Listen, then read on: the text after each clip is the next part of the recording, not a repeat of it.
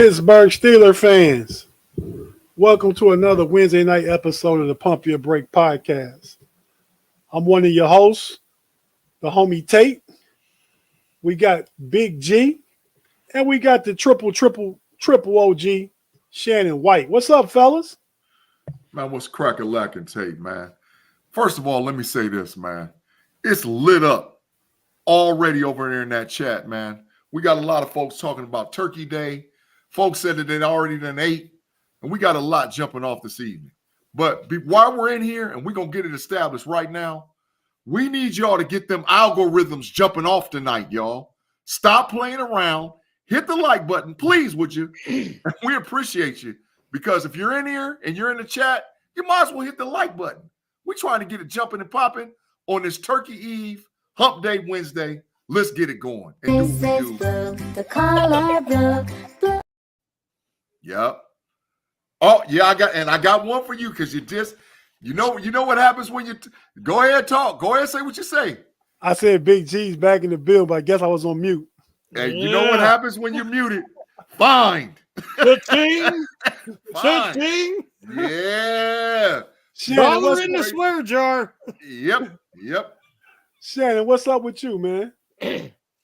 Well, I'm doing great. Just excited about tomorrow and Thanksgiving.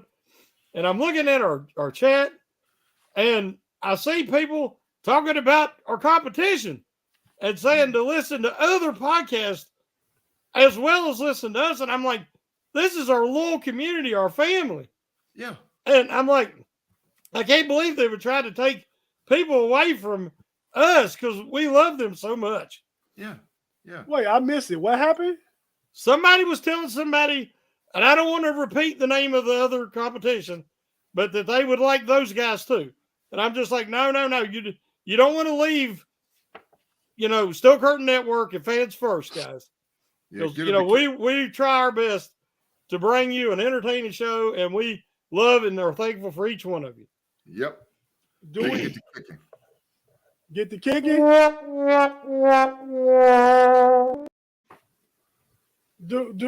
Do we got to get Big G out there on somebody to move some furniture, Shannon? I don't know. It might have just been a lampant judgment. Hey, Shannon, do I need to keep my spy glasses on tonight for the show and pay attention to what's going on over in that chat? Maybe one eye. All right, I got it. They ain't far. They within arm's reach now. I can get them. But yeah, man. So before we get into it, man, what's the plan for tomorrow, Shannon? Well, we'll probably have us about 9 or 10 family members, and my wife is an incredible cook, and you can tell by looking at me. And so's my mama, and they make all the traditional. My wife makes the best turkey around, and I love everything with it. And I just love the fellowship and just making memories. And so it's like one of my absolute favorite days and my favorite meal of the year. Mine too. What about you, Big G? Same difference. House full of four. I got a house full of people right now. My 2 son-in-laws is here. My daughter's people is here. Because I got 3 daughters, and my wife's here. And we're going to get a gang full of people in the house probably sometime within the next 12 hours. But listen, for all y'all out there in the live chat too, man, if you got a big family and a big tradition and y'all play games, you need to get Uno No Mercy. Because listen, it changes the game, man. It changes the game. Our family might not survive Uno No Mercy. We might not survive it, man. Because it's some stuff, it's some furniture that might be moved around based off of that one. It's off the chain, man. It is one of the best games you can play as a family. So, hey, Big G. Yeah. I don't know if you guys have ever played catchphrase. Yep. But it's a game that we really like to do because some of the more elderly people in our family, particularly my mama, she is really bad at giving clues. Mm-hmm. And so one year she had a clue, and it was Dolly Parton.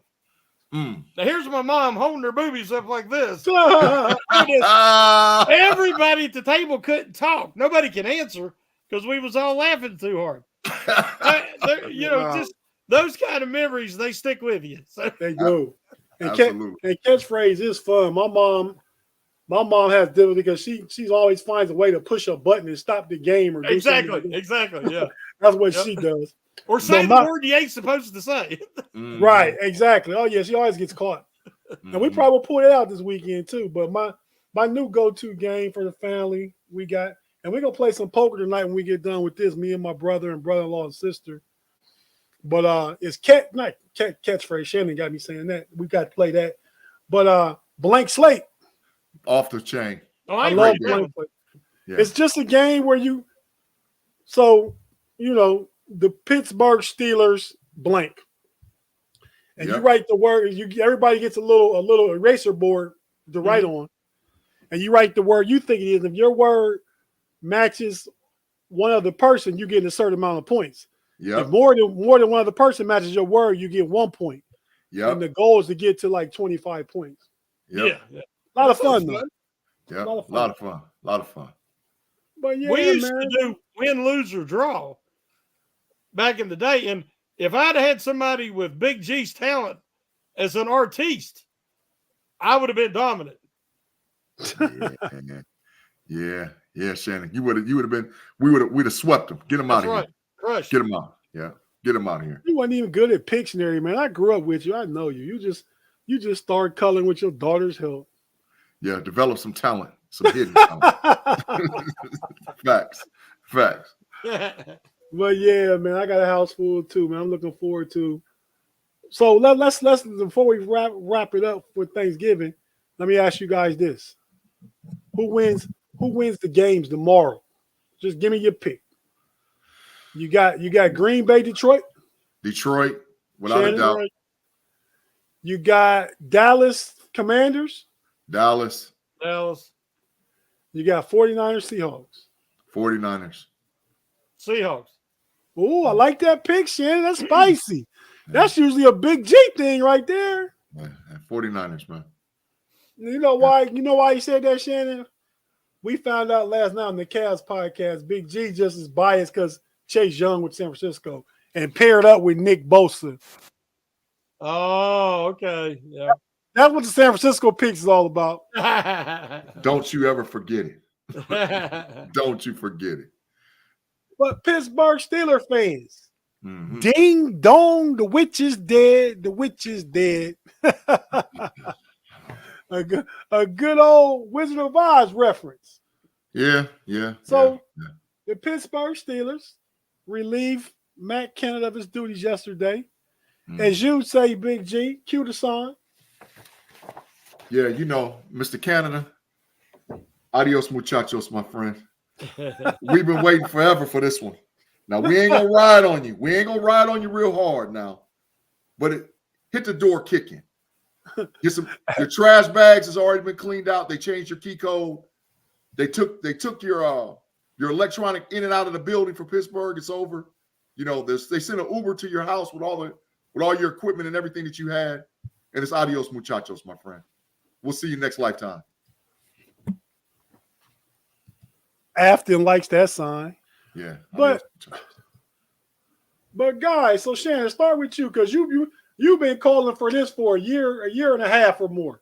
Yeah. So it finally happened. What do you think how it went down? You think, obviously you're pleased with it. And I'm not upset at it. The offense sucked. It's like Tomlin said, it's a production, results-oriented business. He wasn't getting production or results. And but what do you think, Shannon? Well, as we've talked, I never want to see anybody lose their job. But in this case, he was not qualified for the job in the first place. There was nothing about his resume that suggested that he was qualified to be an NFL offensive coordinator. And then the evidence of how bad his offense has been through his tenure confirms that. And I'm just disappointed that it took so long. If they'd have done it in the offseason, there was some really good options there. Now, if you bring in a guy, let's say like Bieniemy, you got a guy who's not a yes man. And we've seen him and Reed get in some verbal heated discussions on the sidelines. I don't know if Tomlin could have handled that. Mm-hmm. But there's a guy who is getting max production out of Sam Howell. Yeah. And, in a much more quarterback-friendly system. Mm. So the Steelers missed out on some opportunities, and they brought back a guy because they didn't want to stunt his development. Mm. But actually, Pickett's been more damaged by Canada's presence. Now he's a one-read quarterback who doesn't even have confidence in that read. He cannot make pre-snap adjustments and protections. And then after the snap, he has trouble making proper decisions and progressions. He has regressed in every conceivable fashion. Mm. And so what they were afraid of happening if they did replace Canada happened anyway, because they kept Canada. So I'm excited, but it's too late now. I mean, you got 7 games to see what you have in Kenny Pickett. But there's not going to be any drastic changes. So I wrote in my random observations article today, you have to look for sustainable improvements, small things, like better in-game adjustments, better, more fluid game plans and play calling, small incremental improvements from the offensive personnel, especially those that are going to be back next year. So anybody that's expecting this drastic change, 2 things that could easily be fixed immediately. Jalen Warren had 1 touch in the 4th quarter. Facts. And he was still Absolute the FedEx Ground Player of the Week. Yep. That was a fireable offense right there. Have your best players on the field in the big moments. The second thing that they could do is kind of loose the reins a little bit and take some risk.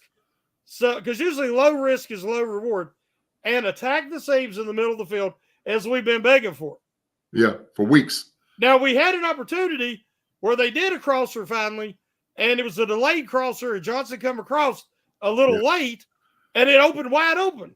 The problem is Cole blew the block up the middle, and there was an defensive tackle right in his face. So you have to do it more than once or twice a game to get any real effect. So temper expectations, and hopefully we'll see improvement from here. Yeah. Shannon, I agree probably 95% of what you said. But I say this, I got 2 little differences.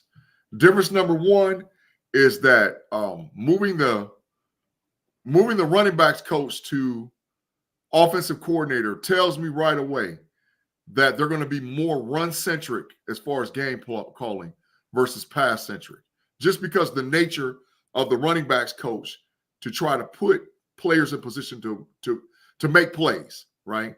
So that's number 1. But number 2 is this. I don't think that Kenny Pickett has a 7-game window to prove what he actually is. I think Kenny Pickett's window is down to maybe 2 games, maybe 3. Because first of all, let's say this. This is the first time in my lifetime, it's never happened, I've been on this earth for a minute, that we fired a coordinator in the middle of the season. Nope. It's never happened. It's never, ever, ever, ever happened in Pittsburgh. We don't do that. So things had to be just beyond fixable from an offensive standpoint. So that the issue is not just with Canada. The issue was also with the quarterback, because the quarterback, from an X's and O's standpoint, he's not only digressed. I don't know if he's an NFL quarterback. So we have to figure out, in my mind, within the next 2 games, because we do have a 3rd-string quarterback, whether you like him or not, is an NFL quarterback. He's an NFL quarterback. But you can't tell if you've got an NFL caliber quarterback if he's not in an NFL caliber offense. I agree.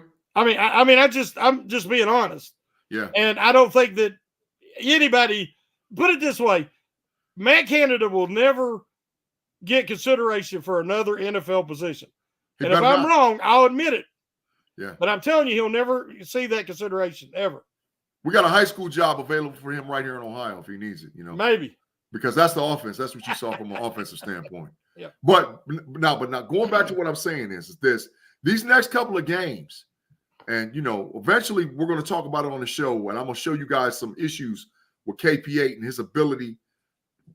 It's just as much on Canada as, in my opinion, as it is with KP8, because he missed some what I am literally telling you. Now, I never played at the professional level, but I played big-time Division I football, right? And I'm telling you, my coaches, if they would have sat down and we would have done a film review, not only would he have got reamed in the quarterback room, he probably would have had his job in question come that next Saturday or the following Saturday, if you consistently see him miss some of the wide open stuff that he missed. Yeah, he's regressed. He's regressed, no doubt, to where he's not even in the discussion. He's one of the absolute worst NFL quarterbacks. Yeah. But I think there was reasoning behind that. And now they got to try to figure out, as you say, 2 games, 7 games, what they actually have. That was the huge mistake of bringing Canada back and not letting him go during the bye week. Absolutely. But I'll say this. We talked about it, me and you offline. Mm-hmm. Do you think that this was Tomlin? Because I don't. No. I think what happened is you see Harris speak out, Johnson about to get in an altercation on the sidelines. Yeah. Other players, tantrums like Pickens. And I think that the Rooney see Tomlin getting ready to lose this locker room and this season going down the tubes. And there was a discussion. Let's put it that way. I know that I just know, and Tate, you can co-sign with me with this, man. I know from just what I know. Let's just say that without me giving up my resources and sources. I know that there's nothing that happens in Pittsburgh, Pennsylvania without the Rooneys having their hands on the decision. There's nothing, let alone, Coach Tomlin said it was his call, his responsibility. But the start of that conversation came from upstairs. There was some talks about it. Yeah. However, I don't know if he necessarily was going to lose the locker room versus the guys just being sick of it. Because when you're at a collegiate level, not necessarily at a pro level, at a collegiate level, when we were tired of it, when my starting quarterback was just playing horrible, the defense started fighting against the offense, the wide receivers started fighting against the running backs, the offensive line was pissed constantly because we're getting reamed in our coach's room, and we're like, dude, it's 1003, dog. You got to get rid of the ball, and it's not our fault he can't deliver. So, it creates this unsettled thing that's in a locker room. So by removing Canada, I'm thinking that the thought process was from the Rooneys through Omar Khan down to Coach Tomlin, that you take the bad apple out of the bunch and you eliminate the cancer. So now it galvanizes the team. And so we're going to see. But there might be another bad apple. And that's what I'm saying as far as KP8. KP8, he's got, to me, 2 games. Because like I said, whether you like Mason Rudolph or not, he's an NFL quarterback. I mean, I'm sorry. You can hate him as far as a Steeler fan. You can say we're moving off of Pickett too early. But we've seen it. So now what he does over at Cincinnati and what he does against Arizona, it's going to make all the difference in the world. All the difference in the world. So is it easier to replace an offensive coordinator that's resume is terrible or replace 2/3 of your offense? It's easy it's always easy to replace one. So you get rid of the OC. I mean, because the common denominator in the last 3 years of terrible Steeler offense is Matt Canada. Yeah. Now, I wrote in an article Monday, the stock report, that I wanted to see them try Mason Rudolph because they might as well try every possible option to prove to the doubters that it was a Canada issue, and then the next day they fired him. So we don't have to worry about that anymore. Yeah. Tate, I want to hear you weigh in on this, man, because this is like, this is safe Steelers' place. So, we can be honest and fair when it comes to it. And, we've been riding Canada all year, but there's some stuff going on with KP8 without a shadow of a doubt. Oh, I agree totally. Yeah. I could see Tomlin having a conversation with Mr. Rooney about the offense and Matt Canada. I mean, and I could see Mr. Rooney saying, Mike, do what you think you got to do. Yeah. And not necessarily tell him you got to fire him. Mm. And Tomlin, so that kind of gave, because the Steelers don't do this, and that's since 1941, right? Facts. In my lifetime, so that goes back to Chief, way back. Yep. So it's never been done. So maybe Tomlin just got a blessing from Mr. Rooney. Yeah. They say, we ain't never done it, but it's okay if that's what you want to do. Don't mean Mr. Rooney said do it. Yeah. Just means he said, if you need to do it, you can do it. Yeah. Was it 41, the Steagles? Yeah, 1941. Yeah, the Steagles. It wasn't even just the Steelers. Not even the Steelers. Yeah, we had a mixed team. Yeah. But as far as that goes, I mean, I think he had to. I think his hand was forced by the players. Yeah. By the upheaval of the players, his hand was forced. I agree. I mean, because he may not have done it to the end of the season. Excuse me. Canada would have been adios muchachos at that point. Yeah. But because Deontay guy had an issue and Najee saying stuff and they didn't score any points in a game that was winnable. Kenny's not looking good. So his hand was forced in that regard. I think the change is going to, like you said, Big G, it's going to add some vigor to the guys. It's got some pep in their step. Yeah. I mean, I know Eddie Faulkner has been a coordinator before. I think at the collegiate level, and Mike Sullivan has been a coordinator at the pro level. He's going to be the play caller. So what I'm looking for is just some extra juice because Canada, the bad apple is out the building. Maybe some more plays that challenge Kenny and allows him to make bigger throws down the field, across the middle. Man, I hate those little what do you call it? Smoke screens. Yeah. I hate those smoke screens, man. Yeah. I really don't like them. But yeah, Kenny, I agree with Shannon about the part. Kenny got the rest of the season. He has the rest of the season. I mean, he's a first round pick. You don't have the draft capital invested in Mason that you do Kenny Pickett. So absolutely, you really got to keep seeing what he can do. But speaking of seeing what he can do, Kenny got to see the field better. Yeah. Tate, we got a super chat, bro. I don't know if you've seen him. Yeah, we sure do. Who is it? Okay, there it goes. Go ahead and read it. Autumn McCaddy, thank you for the 5. We appreciate you. The 4.99. Thank you, Autumn. Yep. Says, hey guys, why has Kenny Pickett regressed? Because last year Kenny didn't play bad after the bye week at all. So has he lost his confidence? Autumn, I can tell you flat out, it's a combination of things. Regression can be from your play calling. Regression can be from your play on the field. But regression, a lot of times with a professional quarterback, is his lack of confidence in what he's doing on the field. So, and I seen, like I said, I never played pro ball, but I played college ball. And I seen that from a collegiate standpoint. If you don't think that what you're doing is going to work at all, then you know you're the scapegoat. And the thing about the quarterback position is this. The quarterback is the most pivotal position in all of football. If you win, he's the hero. If you lose, he's the GOAT. So the issue is right now, KPA's the GOAT. I saw his press conference. I saw where he talked about he felt like he got Matt Canada fired, and he didn't want that to happen. He thought it was on him and his play. So right now he's at his all-time low. So even more so, that's why I think we're going to find out what we got in a quarterback in the next couple weeks. I really got to answer this question as well. Let's be honest. How many receivers wide receivers do the Steelers have? They got Deontay Johnson. They got George Pickens. Yeah. Nobody else you'd say was an NFL caliber wide receiver at this point. Pat Freiermuth has been a huge disappointment. Been injured most of the year, but he hasn't done anything when he has been in there. Yeah. The Steelers' offensive line is starting to become a good run blocking line, but their pass protection is iffy at best. Facts. Now, you're playing for an offensive coordinator that is simplistic and incompetent. Now, you call the play, and you get to the line, and the defense already knows what the play is.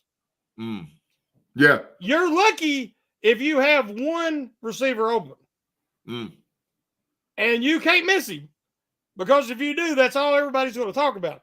Because the only thing they do is they cherry pick certain plays and say, well, there's an open guy and there's an open guy. Now, they don't even look that when like I said, when Johnson broke open last week, he had a defensive lineman right in his face. Mm-hmm. But again, we're talking about most people's never played anything, any team sport, much less football.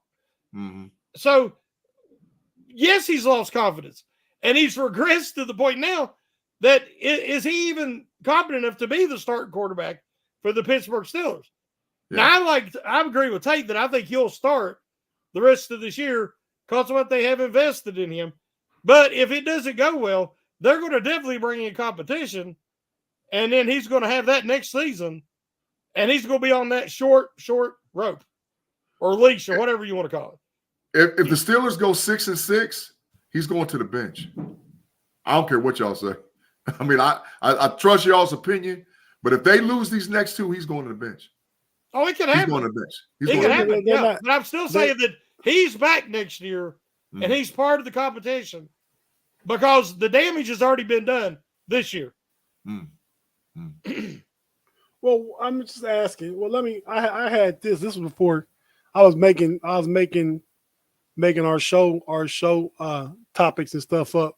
Yeah. Before Canada got fired. So when he got fired, that changed everything. Right? Yeah. Absolutely. But I had this. If you guys watch the show Speak with James Jones, I mean the man also, but James Jones is on there. Yeah. I had a comment from him. Yeah, and I wouldn't put all the blame on Kenny Pickett, but I put most of it on him. And the reason why is because there ain't nobody up there at this table could say, "Oh, I remember that game." Nobody up here really can say that. So for me, I don't care about the wins. I don't care about the losses. I care about you looking the right way. Kenny Pickett is not seeing the football field the right way. He throwing back shoulders and his receivers on top of the defender. There ain't nowhere to throw back shoulders to that. I don't care what play it's called. What are you looking at? He has guys. Just a little bit what he's saying. I mean, so a lot of people, national people, local people. If you keep up with Twitter, Andrew Filipponi was on it again. But all this was before Canada got fired. So Kenny got new life now. Yeah. It's not either or. It's not Canada or Kenny. Canada's gone. Kenny, this is your team for the rest of the year. Let's see you get better. We don't expect, like Shannon said, dramatic leaps, but you have to see progression. Yeah. Tate, we got another super chat, man, from Stiller D. Thanks for keeping me. Absolutely. I got you, bro. So it says, Stiller D, man, we appreciate the 5 binkers, dog. Thank you for the $4.99. It says, what's up, fellas? Josh Allen played 2 full seasons and was labeled a near bust. In comes McDermott and Dabo, and the rest is history. Just saying. Yeah. That's true. I was thinking the same thing about Tua. Tua's an MVP candidate this year. But let me ask y'all a question. Is Kenny Pickett Josh Allen? No. Not from a physical talent standpoint. He's definitely not. In my random observation article, I wrote about that, and that he is certain qualities Kenny Pickett has that looks like NFL caliber attributes. And then there's other qualities he has that are borderline NFL caliber at best. He has to be in the right system. He has to have a qualified offensive coordinator, a competent offensive coordinator. And he has to be surrounded with the right talent. We also got to remember, Josh Allen, what happened in year 3? What was the name of the receiver that come to the team and everything changed? A true number one named Stephon Diggs. Yeah, true number one. Yeah. True number one. There's a lot of things that can happen here. Yeah. But yeah, we got to stop comparing him to everybody. Facts. Because he can only be Kenny Pickett. Yeah. Now, good or bad, whatever. That's all he's going to be. I'm not throwing KPA under the bus with this statement, but I want you guys to understand this too. Me, Tate, Boy Fresh, and Shannon, our ears are peeled with everything that goes down with the Steelers. We do breakdown with draft analysis. We do big boards. I mean, we do it all. We've been doing this stuff for years, right? Mm-hmm. We know, us three, and probably everybody else who's on the Steel Curtain Network know this. KP8 was only a first-round draft grade by 2 of the 32 NFL teams for his draft year. Pittsburgh was one of those 2 teams. It just so happened that he fell to us at that position because, believe me, we wasn't going to go up and chase him. No. So what I know as far as how NFL execs work, if they got a guy who they think's a quarterback, they'll chase him. You've seen it traditionally. They'll trade up to get the guy. KP8 fell to us. So, and there was some reminiscent things about, we lost Danny Marino and how that was messed up. And here comes another Pittsburgh quarterback. And there was a lot of chatter with that. So the issue was, in my opinion, KP8 was a project that with competent coaching could have drastically leaped. And we thought that at the beginning of the season and the preseason because we saw him lighten teams up. But what we didn't realize or just didn't understand is how vanilla teams were actually playing KP8.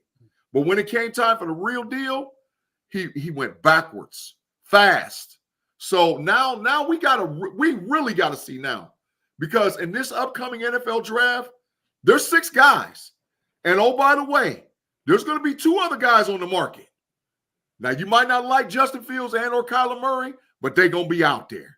So there's 6 first-round draft picks and 2 other guys on the market. That's 8 quarterbacks. We got to find out. If not, we can get one. I can see Justin Fields because he got 1 year left on his rookie contract. Kyler Murray made too much money already. I don't want that personally. Yeah, but hey, real quick, guys, this is a good breaking point. Let's go take a break. If you're watching on YouTube, stay with us. We'll be right back. If you're listening on audio, we got to pay a couple bills, and we'll be right back after this.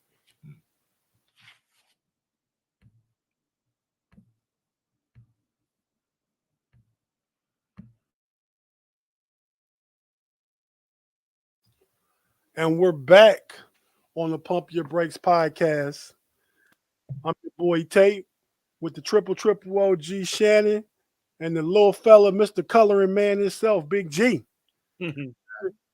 Get those algorithms going, y'all. I'm liking the chatter that's over there. We done had some heck of a comments tonight over there in the chat. We have. Thanks everybody in the live chat for joining us. And getting back to our discussion, we was talking about Canada's firing KP8 and just all the stuff that's going on. So you think, Shannon, the Steelers need another receiver? Or is it possible that we just can unlock Calvin Austin more? Well, the way they're using Austin now, when he's in the game, it's a gadget play, a jet sweep, something to try to get him matched up. But, he has to play more to warrant, serious mismatch ability. Because, like I said, they focus on him when he's in there now. So I think it'll be next year before we see him be able to make more of a contribution to this offense. And other than that, Robertson is no longer an NFL caliber receiver. Boykin has never proved to be. No. So, the Steelers have got a real weakness there that they're going to have to address this offseason. I think we were talking the other day, Big G. I think they take a receiver in the second or third this year because they do need another legitimate weapon. Yeah. I mean, Calvin Austin has speed, but he don't have the size to get battle for contested balls and all that stuff. Mm-hmm. Allen Robinson is just lost it. And he's a little bit washed now. He's a good locker room guy. Yeah. But he's not. So he could be your 5th receiver, but he don't need to be getting in there in the slot and being a 3rd or 4th receiver. But because of what he brings to the locker room and experience for the young guys, I like his inclusion in the locker room. Now, you'll probably take a $8 million pay cut next year. Yeah, facts. But Tate and Shannon, and Tate, me and you talked about this too, and we sort of went back and forth with it about, do we actually have a WR1 on the team, And at first, I was sort of harsh on the wide receivers. And Tate, you made an excellent point to me when we were talking about it. You said, we can't evaluate if we got a WR1, if we got a guy who can't place the ball where it needs to go from a quarterback standpoint. And actually sitting back and thinking about that. I said that? Yeah. Me and you we were chopping it up about if they had a real number of wide receiver one. I remember. Always makes sense. Go ahead. Yeah, so we were going, and I was like, you know what, man? Tate was right, man. It's hard to say whether or not Pickens or Deontay Johnson is a WR1. We got to get a quarterback that can. Now, I will tell you this, Tate and Shannon, I didn't watch that all 22 film, right? And there were some drops. There was some, and listen, as far as I'm concerned, as an NFL WR, if the ball hits you in the hands, you got to catch it. I don't care. I don't care. You get paid. That's your job. Hey, Big G. Catch it. My former podcast partner, Jeffrey Benedict, when they drafted Deontay Johnson, he said that if the ball is above his helmet, he struggles to catch it, even if it hits him in two hands. He's had one of those plays in 4 straight games, and he hasn't caught any of them. Or I think it's 4. I don't remember how many he's been back. But what I'm saying is he struggles with those kind of catches. And a play here, a play there could turn this offense around and help the quarterback find confidence. And when you can't come down with it, again, it's just missed opportunities. Yeah, I agree. Tate, you agree? Yeah, I don't disagree. I mean, Deontay got to make plays. George Pickens got to get his feet down on a couple of balls. I mean, they got to just – and I don't know, is the wide receivers coach is – what's his name? I just had his name pulled up 10 minutes ago when I was looking at it. I forgot his name, but I just was looking at his name, literally. I got you. Give me a second. Keep talking. Yeah, well, I don't know if that's a direct reflection of him, but, those guys got to clean up the simple things, right, man? Frishman Jackson. Frishman Jackson. A lot of it has to do with consistent effort within the routes. I think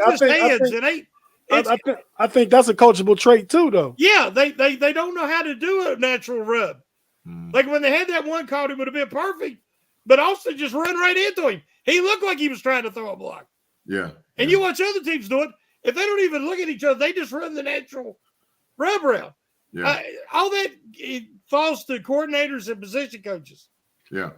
The past 2 weeks, if you guys watched, was it Monday Night Football? Was the game Monday night, the Broncos and the Bills?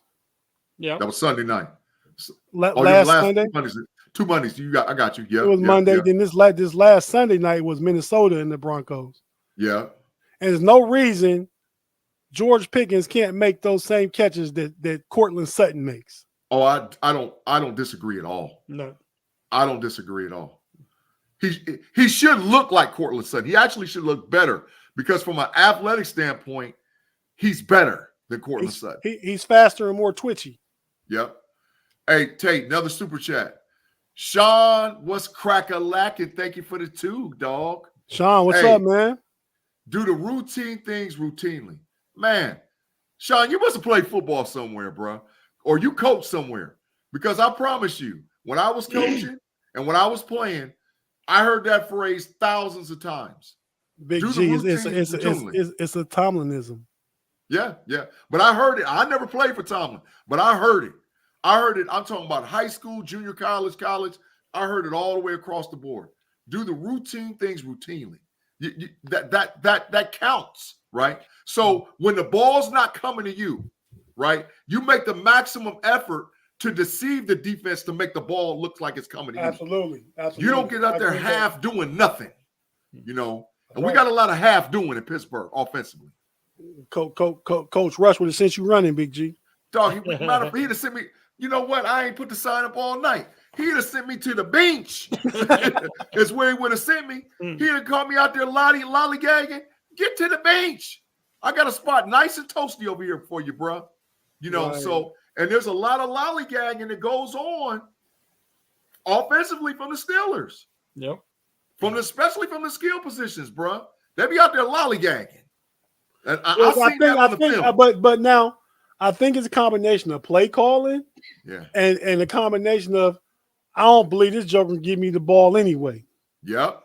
I think it's a combination of both. Yeah, I mean, that's facts, and, Tate. and so Rooney and Tomlin, they got rid of part of it. Yeah. But part of the problem in the room now, like we said already, Kenny gets a chance to try and blossom, and show that he is who he thought he was. Yeah. And none of us on this show are apple pickers, right? But we know a little bit of something about how stuff spoils, right? And sometimes when you leave a bad apple in the bunch too long, he can spoil the whole dang on bunch. We're going to find out whether or not Matt Canada spoiled the bunch, or was he just a bad apple we done tossed to the side? We're going to find out real quick, fast, in a hurry. Starting Sunday, we're going to find out.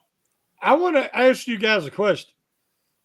When you watch the Steelers offensive line, not just Sunday, but the last couple of weeks, to me, the obvious weak spot, especially in pass protection, it's been Dan Moore Jr. and Mason Cole. Now, I like both guys. I'm a big Cole fan, but he just don't have it this year. I don't know what's going on.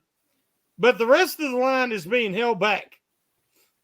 I do not understand why they don't move Jones back to the left side and put a Okorafor back on the right side. And I don't know what the answer would be at center. Put James Daniels at center. He got plenty of experience. Yeah, but here's the problem. He's a great guard. Yeah, he's the best Steelers lineman. Right. He's played over a year and a half. He has not given up a single sack officially. Mm-hmm. I mean, he is playing a high level. And now Sumalu is. Mm-hmm. And Jones has been the best tackle since he stepped in there.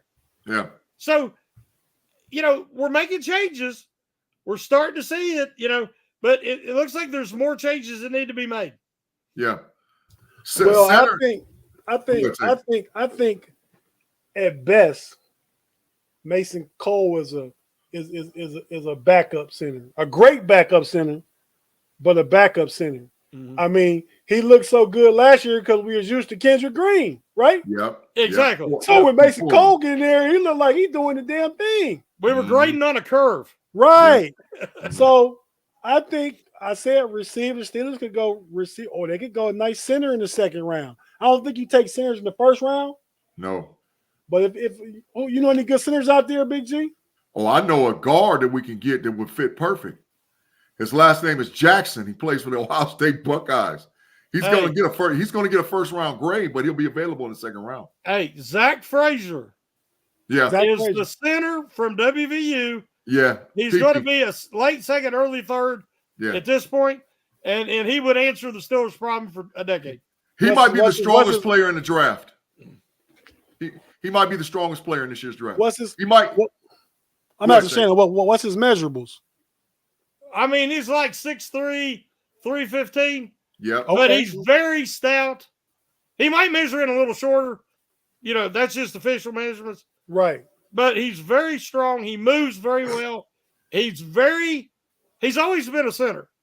So he's got that center mentality. If you remember what I said about Creed Humphreys, Creed Humphrey was my favorite center that come out in decades. Yeah. And I loved him because he was only a center.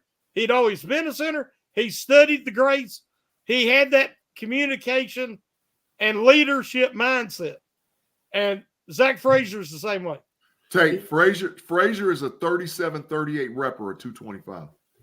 He might, I'm telling you, he's going to set the pace. I'm already on draft 2024. And Frazier will get a late first round, early second grade, but he'll go late second, early third. Just because the need for quarterback is pushed up. So, but he's a 37-38 repper at that 225. There ain't no ifs, ands, buts about it. Athlete. Yeah. I think investment in the offensive line, another piece. I mean, anybody heard anything about where my boy Spencer Anderson at? On practicing, and they ain't shot him in the game yet. A guy that can play any position, center, guard, or tackle. He practicing. He's on the bench. He's he's clearly on the bench. The bench.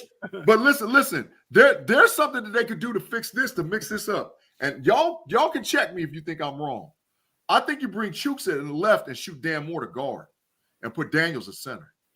I think that'll help fix a lot. because I don't know if Dan Moore is a tackle. I think Dan Moore might be a guard. I really do believe it in my heart. If he's inside, if he's in between that outside, Dan Moore, I'm going to tell you guys why Dan Moore gets beat all the time. And all you got to do is go back and watch the film. He gets beat because he's late coming out of his stance. That's on the first play against the Cleveland Browns. That's why Myles Garrett ran right by him. That's definitely lack of athleticism. Absolutely. Which would suggest a move inside. Correct.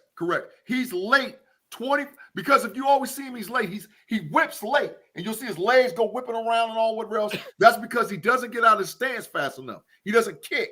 He doesn't have that reach like how you're supposed to have as a tackle, where if you get a kick, you can keep a guy from the outside. He does that all the time. So that suggests to me that he's a guard, not a tackle.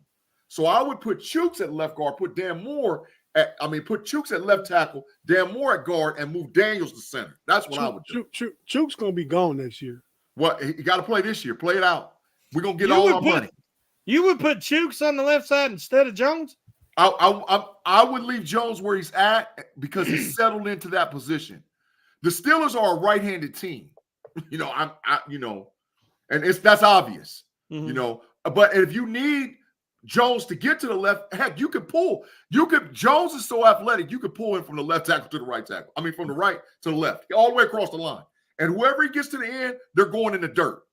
I've seen that on film so many times; it's ridiculous. So I think that if you just make the shift, Cole pull out, Daniels the center, Moore at guard, Chooks to the left, I think you got something there. And if I was the coaching staff, I would take a strong look at that for this season. Now, in the offseason, you draft. But this season, yeah, take a look. Offensive linemen need to be versatile, where they can play any position.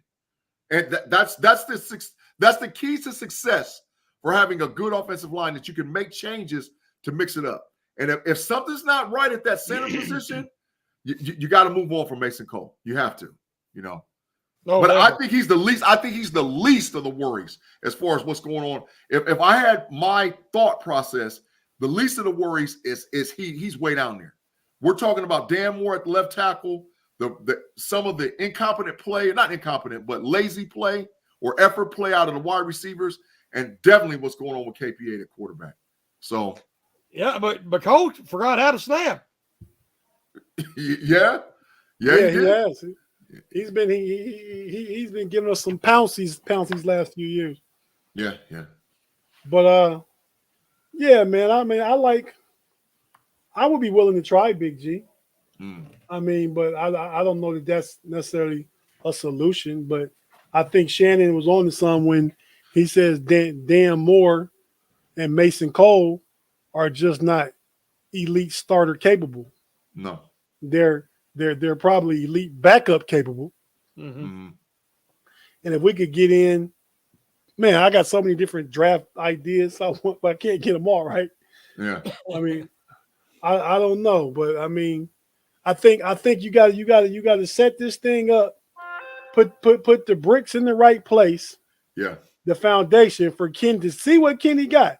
You got a first round pick invested in him, so you go in next year still making moves to support him, and then you got your final answer after next year, however it goes. Yeah. Because then it's time for the 5th-year option after next year. Yeah. Well, it's not total purgatory for KP8, but he's got to prove it. He's got to prove it. He's definitely got to prove it. And like I said, y'all saying the end of the season, I'm just saying 6-6. Nah, they ain't having. And if he goes to the bench, that doesn't mean that it's a total wash. It's just that he has lost his confidence. He needs a break this season, and he needs a break. And then we get to off season, we get some competition. Maybe you draft a quarterback, maybe you bring one in. Hey, and then we're gonna really see what we got. That's right. Just me. I don't disagree. But guys, so the Bengals game. I got this marked on my schedule as a must win. Absolutely. What you guys think? Shannon, go ahead. Yeah, I mean, the way it's playing out, they still have control with they're 3-1 in the division. Well, 2-1. Yeah, 2-1. And they got 3 games left. And if they can win this one on the road against your second string Bengals quarterback, they're still in a good position in, with most tiebreakers. Because a lot of teams right now, like the Broncos and other teams, are hitting their stride. They're improving each week. So they started out really bad, but now they're playing better. That's what I said. All wins are not created equally. And that's why I wanted to see a sustainable improvement each week. I wasn't so worried about getting lucky and getting fortunate and pulling out a victory because the Steelers did not improve. They're just as bad now as they were to start the year. So the Steelers need this game and then get back home, a little home cooking, maybe that support and the familiarity will help Pickett kind of find his confidence again. But I'm like you, Tate. I think it's really close to being a must-win. Yeah. 2 dubs. Win this week, win next week. We're 8-4. Pickett looks better. A lot of this conversation is going to go away. I'm just being blunt. I agree. So it's Cincinnati, Arizona, New England, right? Yeah, that could be 3 dubs. 3 dubs. Yeah, it could be, but they got to play the games. You can't. It's not like you're sending the Eagles out there and they just gonna skull drug these teams. We don't know that. Straight slaughter. This team could lose to anybody. Right. Yeah. And they can almost beat anybody. It just depends, man. Right. I agree with that too. I don't know about anybody because I looked at that. It was a great game. The Eagles Chiefs the other night. The weather was sloppy. Mahomes didn't play his best. Hurts didn't play his best, but they was competing and it looked different, man. Yeah. It looked different on both sides of the ball for both teams. Yeah. We wouldn't compete with them teams right now. No. Yeah, you say both sides of the ball. I agree, Tate, but where it looked different the most is that QB won. Neither one had a good game, but the total team effort, it was that they was able to stay in the game with each other. Yeah. I mean, Mahomes threw a pick that he don't never throw. Hurts threw a pick. Yeah. I mean, they made the plays they need to make them, but they didn't have great games. Both of them passed for 200 yards. Yeah, that's facts. We on Kenny about that all the time. Yeah. Kenny struggled to hit 100. He did. And Mahomes can't catch it. I mean, his guys left 70 yards out there. Yeah. And, but the thing is this too, man. And, the Bengals are hurting, man. Like you said, they lost. They lost their leader. Joe Burrow's out of there. T. Higgins might play. He might not play. But from an emotional standpoint, the Bengals are still fighting for their lives. That they are. Where we're going to find out real quick, fast, in a hurry, if the Steelers going to mail it in. Because listen, let me tell you something. That game could get ugly fast. It could get if T. Higgins plays and they got Jamar Chase and Tyler Boyd with Joe Mixon running the way he's been running the last 3 weeks, that game could get ugly real fast. But Joe Burrow's not pulling the trigger, so it's all about how you deal with Jake Browning. I understand that, but I'm telling you, it can get ugly quick. It can get ugly quick. It can get because they have offensive weapons. I agree with that, but what I saw against Baltimore, I don't think they're capable of putting up those points. Yeah. But the Steelers have held teams to 10 points for 59 minutes and 53 seconds and lose. 7 seconds and lose. That right. It just happened.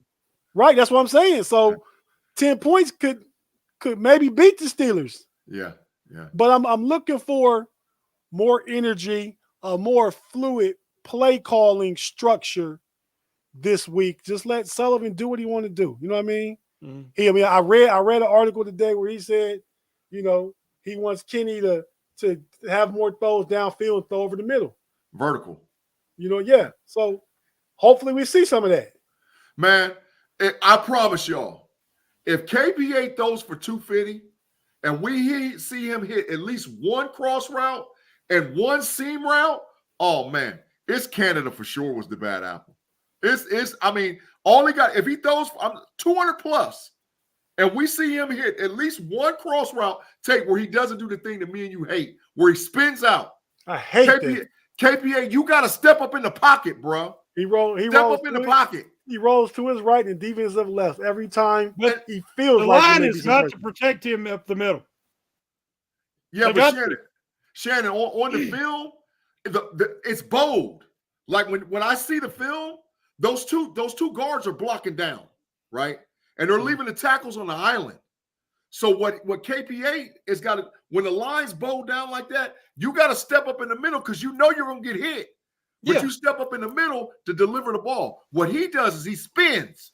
And the defense have picked up on that on film because Baker Mayfield used to do that. Yeah. And I agree. Picked up on it. And I agree he's developed that bad habit. But part of the reason is he's getting so much pressure up the middle, which is a no-no, that he feels pressure even when it ain't there. Yeah, but you still got to step up in there. You got to step up even if you're going to get cracked, dog. Yeah, like that pass he had was the preseason last year against Jacksonville where he took a shot, or the game he took the shot against the Jets last year. Yep. I mean, he was doing that at one time. He's not doing that no more. Not that you want to keep taking shots. Yeah. But in order to deliver the ball, you got to be willing to maybe that's going to happen sometime, you know? Yeah, you listen, this is the NFL. People get paid big money dollars to crack you.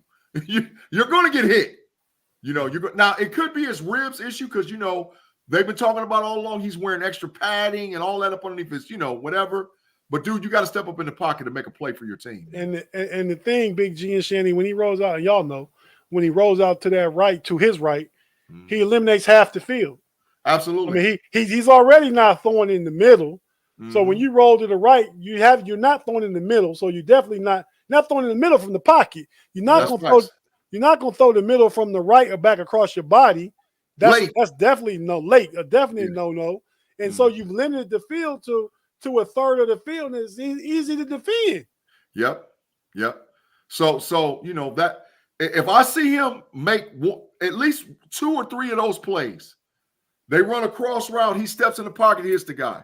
They run that 12 personnel. Oh, God, please let Freiermuth and Washington get a catch because I've been calling for it all season. Up the seam. I'm telling you right now, if either one of those dudes catch it up the seam, they're going to punish the defensive backs for the Bengals. They're going to punish them. So up the seam. Or a play we ain't seen it forever. Calvin Austin running up the seam. Remember, he hit for a 74-yard go route. If y'all remember, up the seam this season. Yes. Where'd that play go? We call it once and that's it. I call it till they stop it. They called it in the game against Tennessee, I think, but it was kind of an underthrow, and it was, but I think it was the same play at the time. But guys, it's about time to get out of here, man. So you can make your prediction for the Steeler-Bengal game and let us know what you got going on, and we'll get on out of here. And happy Thanksgiving to everybody. Everybody in the live chat, thank you for joining us. Everybody with the super chats, thanks for that. We really appreciate you. So, yeah, that's all I got to say. Shannon, go ahead, dog. You got him. Well, I said they were going to lose last week because that's the trend. So now they got to win the next 2. So I'm going to predict a revitalized Kenny Pickett and the offense. They're going to score 23, and they're going to win 23-14. Yeah. Shannon, I like that score. I like 23-17. You're going to see a little revitalization in the offense for sure. And I think that I think KPA plays better. I think he might have took this one personal. I think he plays better without a shadow of a doubt. That's just mine. And happy Thanksgiving to everybody. Y'all enjoy your families, enjoy your friends, enjoy the camaraderie that's going to happen over the next 24 hours. Shannon, you said it great a couple weeks ago. You get an opportunity to make moments. Enjoy your moments. We appreciate you guys making moments with us here on the podcast on Fans First Sports Network, Steel Curtain Network. But over the next 24 hours, make moments with your families. I second that one. Hey, Shannon, go ahead and take us home, man. Happy Thanksgiving. And as my daddy always said, we're making memories, aren't we? Yeah.